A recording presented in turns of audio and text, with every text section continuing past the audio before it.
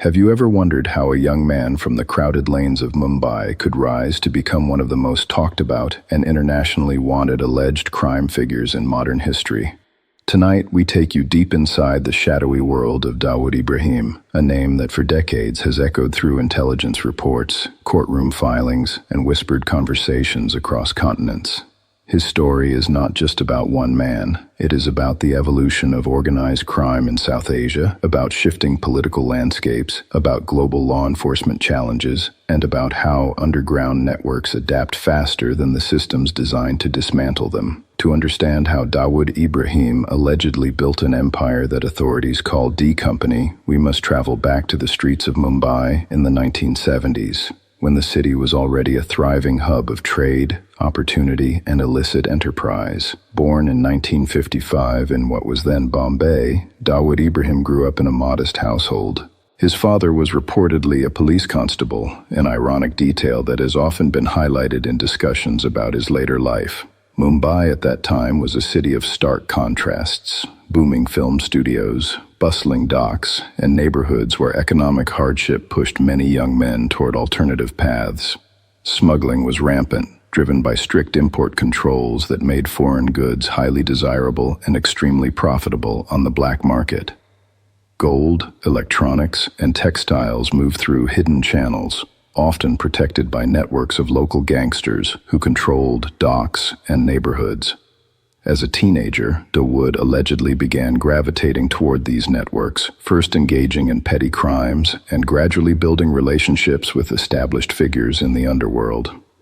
One of the most influential early figures in Mumbai's criminal scene was Haji Mastan, a smuggler who became something of a legend for his operations and his larger-than-life persona. While Dawood was not the first to dominate this world, he was part of a new generation that saw opportunity in expanding beyond traditional smuggling routes. Alongside his brother Dawood Ibrahim and other associates, he reportedly formed what would later be known as D Company, an organized syndicate that authorities say consolidated power by absorbing smaller gangs and eliminating rivals. During the late 1970s and early 1980s, Mumbai's underworld was marked by violent turf wars. Control over docks, markets, and neighborhoods meant control over revenue streams. Dawood's rise was reportedly fueled by strategic alliances and calculated aggression. Law enforcement agencies have long alleged that he combined business acumen with ruthless enforcement, ensuring loyalty within his ranks while sending strong messages to opponents. As the Indian economy continued to operate under heavy regulation, smuggling remained extremely profitable. D Company allegedly capitalized on this environment, expanding from gold and consumer goods into narcotics trafficking and extortion. By the mid-1980s, authorities claimed that Dawood Ibrahim had transformed from a local gangster into a figure with regional influence. One of the defining features of his alleged strategy was international expansion. Instead of remaining confined to Mumbai, D Company reportedly established operations in the Middle East, particularly in Dubai, which at the time was emerging as a global trade hub. Relocating operations overseas offered several advantages: distance from Indian law enforcement, access to international financial systems, and proximity to key shipping routes. Intelligence agencies have alleged that Dawood moved to Dubai in the mid-1980s, where he began coordinating operations across borders. This shift marked a turning point. What had once been a city-based criminal group was now evolving into a transnational network. Financial flows became more complex, with shell companies and informal money transfer systems allegedly used to move funds discreetly. Hawala networks, which operate on trust-based transfers outside formal banking channels, were reportedly instrumental in D Company's ability to move money quickly and quietly. These systems allowed funds generated from smuggling, extortion, and narcotics trafficking to circulate internationally without leaving conventional paper trails. By the early 1990s, D Company was widely described by investigators as one of South Asia's most powerful criminal syndicates. Its alleged reach extended into real estate, film financing, and overseas trade. In Mumbai's film industry, often referred to as Bollywood, rumors circulated for years about underworld financing, threats, and influence. Authorities have alleged that D Company used intimidation tactics to secure investments and extract payments, blurring the lines between legitimate business and criminal enterprise. However, the most serious and consequential allegations surrounding Dawood Ibrahim relate to the 1993 Mumbai bombings, a series of coordinated explosions that killed hundreds and injured many more. Indian authorities accused him of masterminding the attacks, alleging that D Company facilitated logistics and funding in coordination with extremist elements. Dawood Ibrahim has denied involvement, but the accusations fundamentally changed his global status. He was designated a wanted fugitive, and his name began appearing in international intelligence bulletins. The bombings marked a watershed moment not only in India's fight against organized crime, but also in how authorities viewed the intersection between criminal syndicates and terrorism. Investigators argued that established smuggling routes and financial networks could be repurposed to support violent operations, creating hybrid threats that were harder to track and dismantle. In the years that followed, multiple governments intensified efforts to locate and apprehend Dawood Ibrahim. India formally requested extradition, while agencies such as Interpol issued notices seeking his arrest. The United States Department of the Treasury later designated him as a global terrorist under its sanctions regime, freezing assets and prohibiting financial transactions linked to him. These actions aim to isolate him financially and restrict the operational capacity of D Company. Yet despite these coordinated efforts, his exact whereabouts have remained the subject of debate and speculation. Reports over the years have placed him in various countries, with some intelligence assessments alleging that he found refuge in Pakistan, a claim that Pakistani authorities have repeatedly denied. The geopolitical tensions between India and Pakistan have added layers of complexity to the case, turning what might otherwise be a straightforward criminal manhunt into a diplomatic flashpoint. Meanwhile, D Company's alleged operations continue to evolve. Law enforcement agencies claim that even in his absence from public view, the network adapted to changing economic and technological landscapes. As globalization accelerated, so did opportunities for illicit trade. Narcotics routes expanded across South Asia and into Europe. Counterfeit goods, human trafficking, and cyber-enabled financial crimes emerged as additional revenue streams in the broader organized crime ecosystem. Authorities have alleged that D Company maintained influence through decentralized cells, allowing it to operate even as senior figures were arrested or eliminated. This structure made it difficult to dismantle the organization entirely. Arrests in India and abroad over the decades have targeted key associates, financiers, and logistical coordinators. Each arrest was often presented as a significant breakthrough, yet the broader network appeared resilient. Experts in organized crime often point to this resilience as a hallmark of sophisticated syndicates: leadership insulation, compartmentalization of operations, and diversified income streams. By insulating top leadership from day-to-day transactions, such networks reduce the risk that a single arrest can unravel the entire structure. Dawood Ibrahim's continued elusiveness has contributed to a mythology that surrounds his name. For some, he is seen purely as a criminal mastermind responsible for immense suffering. For others, particularly in certain narratives within the underworld, he has been portrayed as a figure who outmaneuvered powerful states. It is important, however, to separate myth from documented allegation. What is clear is that multiple governments and international bodies have treated him as a high-priority target for decades. The financial sanctions, diplomatic exchanges, and intelligence operations connected to his case reflect the seriousness with which authorities view the alleged activities of D Company. As we move further into this deep exploration, it becomes evident that the story of Dawood Ibrahim is also the story of how organized crime transformed in the late 20th century. It is about how local smuggling gangs evolved into multinational enterprises. It is about how informal financial systems intersected with global markets, and it is about how the lines between criminal syndicates and political conflict became increasingly blurred. From the narrow alleys of Mumbai to the corridors of international intelligence agencies, the rise of D Company illustrates how power can accumulate in the shadows, adapting to pressure, exploiting loopholes, and surviving in the gaps between jurisdictions. This first chapter of our investigation sets the stage for understanding not only the man at the center of it all, but also the broader system that allowed such a network to flourish.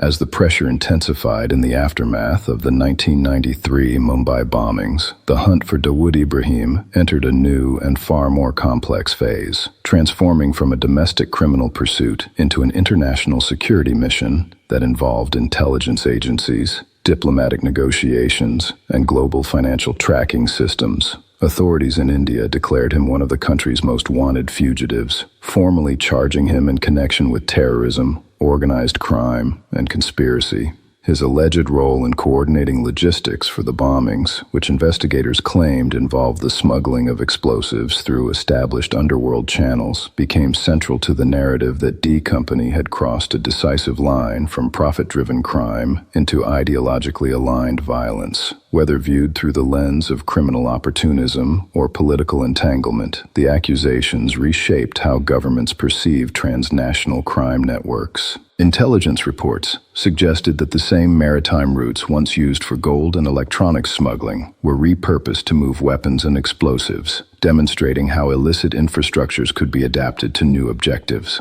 The implications were alarming for law enforcement agencies worldwide, as it meant that dismantling traditional smuggling rings was no longer just about protecting economic interests, but also about preventing large-scale violence. In the years following the bombings, coordinated efforts between Indian authorities and international partners sought to trace financial transactions, identify associates, and restrict the movement of D Company operatives. Interpol notices were issued, and diplomatic channels were activated in attempts to secure cooperation from countries where Dawood was believed to have sought refuge. Reports frequently placed him in Pakistan, particularly in Karachi, though Pakistani officials consistently denied that he was present on their soil. This dispute became a persistent point of tension between India and Pakistan, complicating broader diplomatic relations. Meanwhile, the United States Department of the Treasury designated Dawood Ibrahim as a specially designated global terrorist in 2003, placing him under sanctions that froze assets and prohibited U.S. persons from engaging in transactions linked to him. This designation was significant because it elevated the case beyond a regional issue, formally recognizing the alleged nexus between organized crime and terrorism in his network. Financial institutions were required to monitor and report suspicious activities that could be tied to D Company, adding another layer of scrutiny. Yet despite these measures, the organization appeared capable of adapting. Experts in organized crime have long noted that when one revenue stream is blocked, sophisticated networks pivot quickly. Law enforcement investigations over the past 2 decades have alleged that D Company diversified into narcotics trafficking on a broader scale, tapping into routes that connected South Asia to the Middle East, Africa, and Europe. Heroin produced in Afghanistan and trafficked through various corridors reportedly became a lucrative commodity, with profits laundered through complex financial arrangements. The use of Hawala networks remained central to these operations, enabling money transfers that bypassed traditional banking oversight. In addition to narcotics, authorities have pointed to extortion rackets targeting businesses and individuals, particularly within Mumbai's real estate and entertainment sectors. The film industry, long rumored to have been pressured by underworld figures for financing and distribution rights, became part of the broader conversation about how criminal organizations infiltrate legitimate markets. Investigations have alleged that producers were coerced into casting certain actors or distributing films in specific territories, blurring the boundary between commerce and coercion. While some of these claims were substantiated in court cases against lower-level operatives, the direct chain of command leading back to Dawood himself remained difficult to prove conclusively, partly due to the insulation strategies reportedly employed by D Company's leadership. Compartmentalization became a defining characteristic of the syndicate structure. Cells operated semi-independently, often unaware of the full scope of the network's activities, reducing the risk that any single arrest could compromise the entire organization. Trusted lieutenants allegedly managed regional operations, handling logistics, enforcement, and finance while maintaining limited direct contact with the top leadership. This decentralized model made it harder for investigators to construct comprehensive cases that could stand up in international courts. Over time, arrests and encounters eliminated several high-profile associates, yet the mythos surrounding Dawood Ibrahim only seemed to grow stronger. Media reports periodically surfaced claiming that he was in poor health, had moved locations, or was negotiating surrender, but none of these reports led to confirmed breakthroughs. The ambiguity surrounding his whereabouts contributed to a narrative of near invisibility, reinforcing his reputation as one of the most elusive alleged crime bosses in modern history. At the same time, evolving technology introduced new challenges and opportunities for both criminals and investigators. The rise of encrypted communication platforms, digital currencies, and online marketplaces altered the landscape of illicit trade. While much of D Company's foundational wealth was allegedly built on physical smuggling and traditional extortion, newer methods of financial concealment emerged in the 21st century. Cyber-enabled fraud schemes and identity theft operations became part of the broader organized crime ecosystem in South Asia, and law enforcement agencies examined whether legacy syndicates were leveraging these tools. Counterterrorism frameworks also expanded globally after the attacks of September 11, 2001, leading to stricter financial regulations and intelligence sharing agreements. Governments sought to map networks that bridged crime and extremism, analyzing how funds flowed from illicit enterprises into violent activities. In this environment, Dawood Ibrahim's case was frequently cited as an early example of how organized crime infrastructures could intersect with extremist agendas. Multilateral bodies increased collaboration, and joint task forces were formed to monitor suspect transactions. Despite this, the practical challenge of capturing a fugitive believed to be shielded by sympathetic or strategically cautious state actors remained formidable. Geopolitics played an undeniable role. Accusations that he was being harbored for strategic leverage fueled mistrust between neighboring countries. Each denial, each intelligence leak, and each press conference added another layer to the narrative. Meanwhile, families of victims from the 1993 bombings continued to demand justice, their calls serving as a reminder that behind the headlines were lives permanently altered. Legal proceedings in India resulted in convictions for several individuals involved in the attacks, but the alleged mastermind remained beyond the reach of the courtroom. This unresolved dimension of the case underscored the limitations of law enforcement in a world where borders, sovereignty, and politics can constrain action. Within criminal circles, however, power is rarely static. Analysts have speculated that over the years, operational control of D Company may have shifted more heavily to trusted relatives and senior associates, particularly as international scrutiny intensified. Anis Ibrahim and other close confidants were frequently mentioned in intelligence assessments as key figures maintaining day-to-day coordination. This gradual delegation of authority aligns with patterns seen in other long-standing syndicates, where founders evolve into symbolic leaders while operational command disperses. Such arrangements preserve continuity while minimizing exposure. As global attention oscillated between emerging threats and long-standing fugitives, the persistence of Dawood Ibrahim's case became a study in endurance. Sanctions regimes tightened, travel restrictions expanded, and financial compliance mechanisms grew more sophisticated. Yet the underlying reality remained unchanged. Without physical custody, the legal process could not be completed. Over time, the narrative shifted from urgent manhunt to entrenched stalemate. For younger generations, his name became almost legendary, invoked in documentaries, books, and investigative reports that sought to untangle fact from speculation. The sheer duration of his elusiveness prompted questions about how modern states confront deeply embedded transnational networks. It highlighted the difficulty of pursuing individuals who operate in jurisdictions beyond easy reach and who allegedly rely on layers of intermediaries to shield their movements. In examining this second phase of his story, one sees not only the resilience of an alleged criminal enterprise, but also the evolving architecture of global security. Intelligence cooperation, financial surveillance, and diplomatic pressure represent tools that have grown more refined over time. Yet the case demonstrates that even with these instruments, achieving definitive resolution can prove elusive. The world of organized crime adapts continuously, exploiting gaps between legal systems and leveraging political complexities. As we continue this exploration, The focus shifts toward understanding how such a network sustains influence across decades, how myths are constructed around figures who remain out of sight, and what the enduring pursuit of Dawood Ibrahim reveals about the broader struggle between transnational crime and international law enforcement in an interconnected world. From the narrow alleys of Mumbai to the corridors of international intelligence agencies, the rise of D Company illustrates how power can accumulate in the shadows, adapting to pressure, exploiting loopholes, and surviving in the gaps between jurisdictions.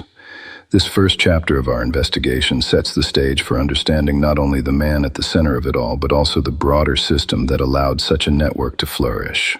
As decades have passed since Dawood Ibrahim first emerged from the crowded neighborhoods of Mumbai's underworld, the enduring mystery surrounding his life has become as significant as the crimes he is accused of orchestrating, turning his story into a lens through which analysts examine the broader mechanics of global organized crime, state power, and the persistence of illicit networks in an interconnected world.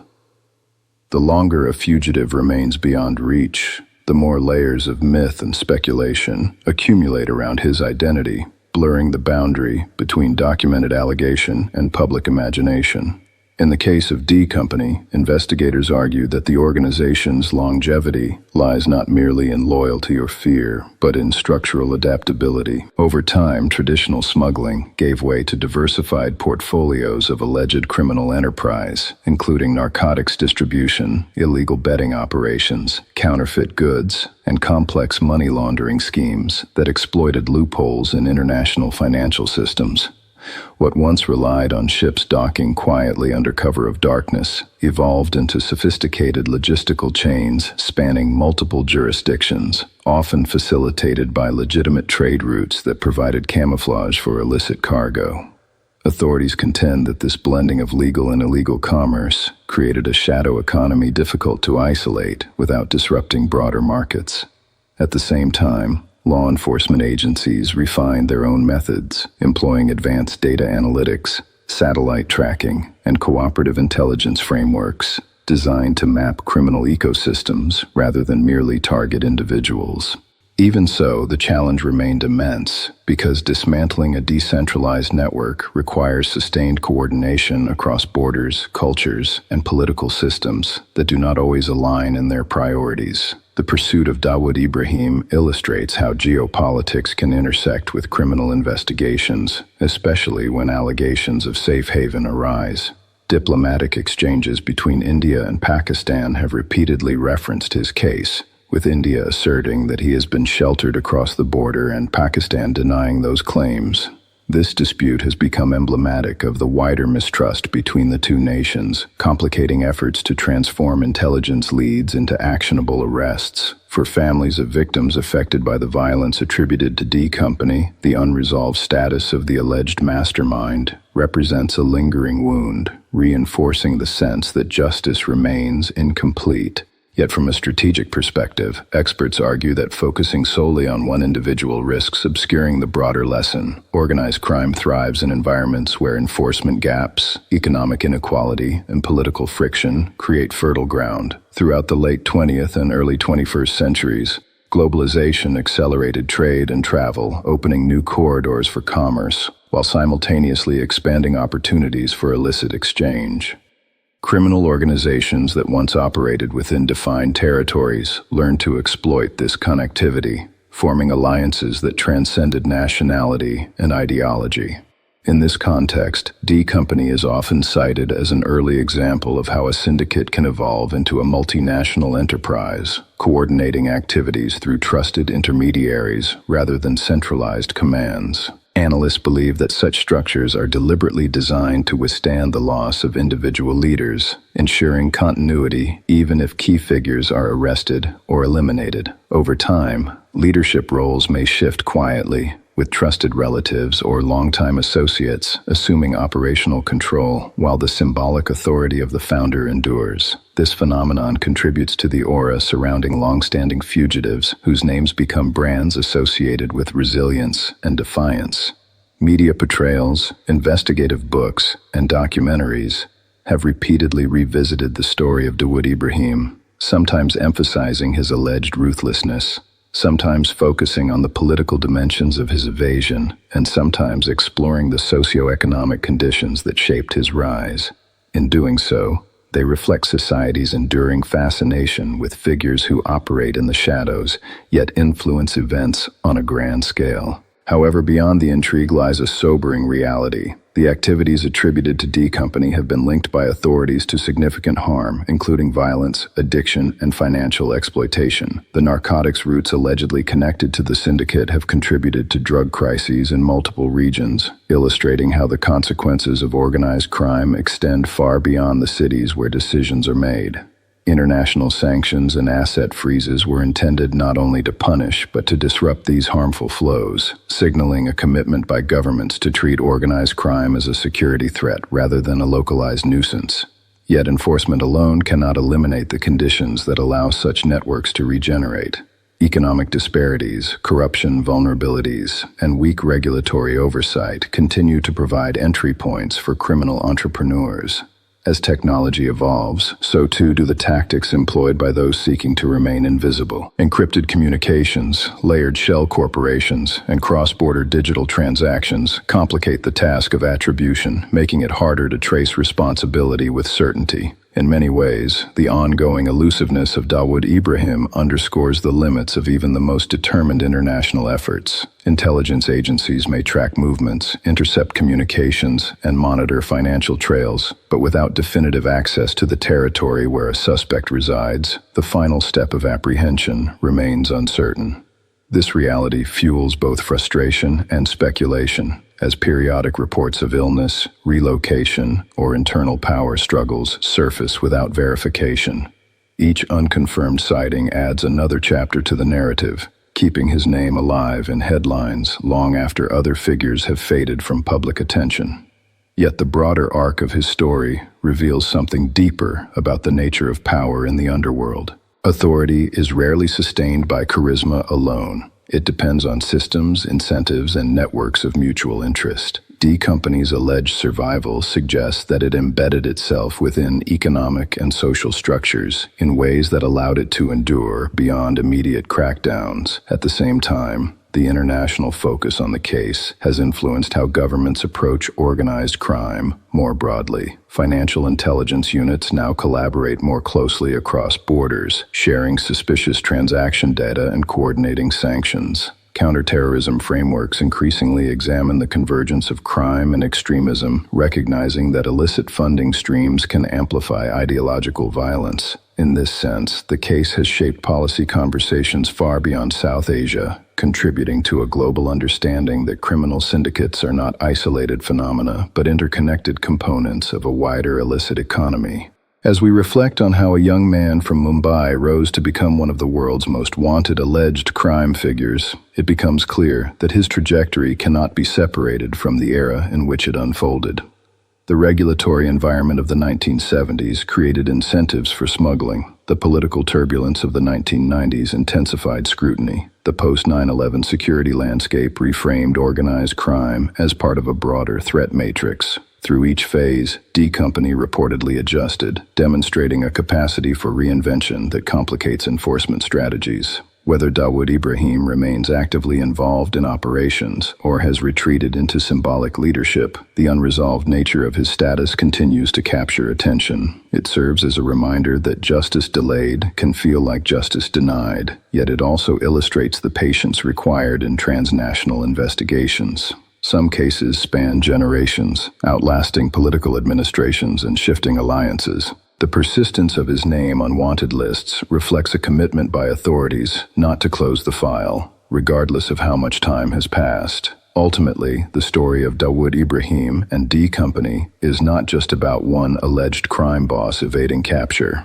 It is about the enduring contest between networks that operate in secrecy and institutions striving for accountability. It challenges us to consider how economic systems, political rivalries, and technological change intersect to shape the landscape of global crime.